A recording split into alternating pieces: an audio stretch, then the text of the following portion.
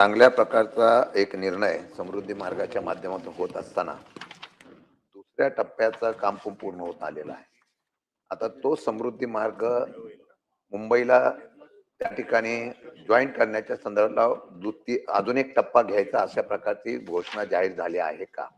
त्यासाठी आपल्याकडे नियोजन करण्यात आलेलं आहे का? त्यासाठी आपल्याकडे पैसे उपलब्ध आहेत का?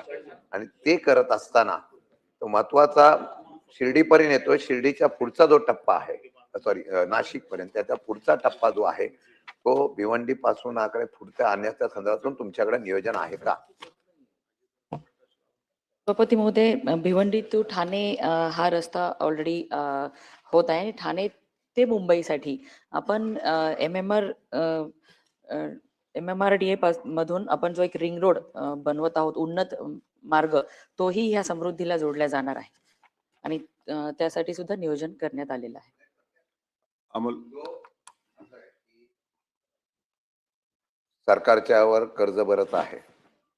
आपण हे तरतूद करत असताना MSRD MMRDAच्या माध्यमातून तरतूद करताना त्याला प्रोव्हिजन करावं लागते किंवा शासनाला त्याला गॅरंटी द्यावं लागते. तशा प्रकारचं प्रोव्हिजन करत असताना बरेच रस्ते आपण काढलेले आहेत. अगदी अहमदाबाद पासून रस्ता निघालेला आहे, तो पण भिवंडीला जॉईंट होतो, हा पण भिवंडीला जॉईंट होतोय. त्याला परत आपण बाजूने एक रस्ता काढण्याच्या बाबतीत मला नियोजन दिलेलं आहे. आमचं म्हणणं आहे की पैशाची तरतूद त्या संदर्भात किती आवश्यक आहे, सॉरी, कितीचे इस्टिमेट आहे, किती वर्षात हे पूर्ण करणार आहे. कारण आपण योजना जाहीर केली आहे पण त्याला विलंब लागतो. तर तो करत असताना अशा प्रकारचं नियोजन आपल्याकडे आहे का? पैशाची तरतूद आहे का? आणि किती कालावधीमध्ये तो पूर्ण करणार? अध्यक्ष महोदय, प्रवास गतिमान व्हावा यासाठी मुख्यमंत्री महोदयांच्या मार्गदर्शनामध्ये ह्या सगळ्याच मग आमने ते ठाणे, ठाणे ते मुंबई, परत वाढवण पोर्ट पर्यंत, छेडानगर ते आनंदनगर, हे सगळे रस्ते तयार होणार आहेत आणि त्यासाठी आपण BOT तत्वावर किंवा अन्य कुठल्या प्रकारे पैशाची उपलब्धता आपण करू शकतो आणि कशा पद्धतीने हे प्रोजेक्ट लवकरात लवकर कार्यान्वित होतील यासाठी सर्व पद्धतीने पाहणी चालू आहे आणि लवकरच पैशाची उपलब्धता करून हे काम सुद्धा चालू करण्यात येईल. अमोल मिटकरी आणि मंत्री महोदय, आपण मंत्रिमंडळातल्या अत्यंत समयसूचक उत्तर देणाऱ्या मंत्र्यांपैकी मी मानतो. हा प्रश्न मुंबई नागपूर समृद्धी महामार्गाबद्दल आहे. त्यांनी जे प्रश्न उपस्थित केले, तुम्ही सांगितलं जे काही कारवाई करता येईल ते प्रस्तावित करू. आता IRCच्या मानकाप्रमाणे फलक उभारण्यात आलेली आहे असं उत्तरात सांगितलेलं आहे. आता नेहमी आम्ही त्या समृद्धी महामार्गावर प्रवास करतो. माननीय सभापती महोदय, हे IRCचे मानक किती उभे केली? फक्त नागपूर ते मुंबई यावर तुम्ही तो स्पेसिफिक आकडा द्या. दुसरं सभापती महोदय, मंत्री महोदयांच्या उत्तरामध्ये अपघातग्रस्तांना तातडीने मदत मिळण्यासाठी इतकं काय, शीघ्र प्रतिसाद वाहने 21 नग, रुग्णवाहिका 21 नग, EPC गस्त वाहने 16 नग, महामार्ग सुरक्षा पोलीस केंद्रे 15, 30 टन क्षमतेची क्रेन 16 नग. हे महामार्गाच्या सुरक्षेच्या दृष्टीने महाराष्ट्र राज्य 192 सुरक्षा रक्षक. साहेब, आम्ही नेहमी त्या मार्गाने प्रवास करतो. हे आभासी आहे का उत्तर? हे तुमच्या अधिकाऱ्यांना विचारा. असं कुठेही आहे असं मला तरी दिसत नाही.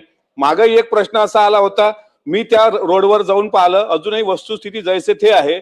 तुमचं उत्तर आणि अधिकाऱ्यांना दिलेलं उत्तर हे असमाधानकारक आहे. स्पेसिफिक IRCच्या मानकाचा आकडा तुम्ही सांगा. आणि ही जी काही फौज तुम्ही तैनात केली म्हणताय माणसाच्या सुरक्षेकरता, तर 8 महिन्यामध्ये 24 जीव गेलेच नसते. आणि हे जे जीव गेले असतील याला जबाबदार कोण? मग ही जर माहिती खोटी असेल तर संबंधित अधिकाऱ्यांना तुम्ही दोषी धरणार का? आणि जर ते 24 जीव गेले त्याला जबाबदार कोण? याचं उत्तर द्या. माननीय मंत्री महोदय. सभापती महोदय, सन्मान्य सदस्यांनी जो IRCचे मानांकनचा आकडा मी आपल्याला सभागृहापुढे सादर करते. पण हे सगळे जे आपण या ठिकाणी मागणी केलेली ना, आपल्या सगळ्यांचा उद्देश इतका सुंदर हा समृद्धी महामार्ग आहे, याच्यावरती अपघाताची संख्या कमी झाली पाहिजे म्हणून आपण हे भारतातलं पहिलं AI based intelligent transportation system या ठिकाणी बसवलेली, जेणेकरून येणाऱ्या दिवसांमध्ये ह्या सगळ्या गोष्टी वरती मात करून सुखकर प्रवास होईल, अपघाताची संख्या सुद्धा कमी होईल.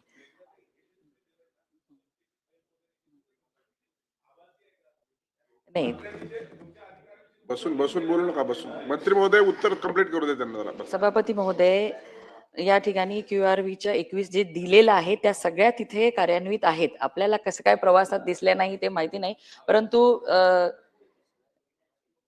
ह्या सगळ्या गोष्टी ज्या उत्तरात दिलेल्या आहेत त्या प्रत्यक्षात त्या ठिकाणी आहेत. प्रश्न क्रमांक 6 7223. सभापती महोदय, प्रश्न क्रमांक 7223. वितरित केल्याप्रमाणे. सभापती महोदय, भांडेवाडी येथील नागपूरमधील घनकचऱ्याचा हा विषय आहे.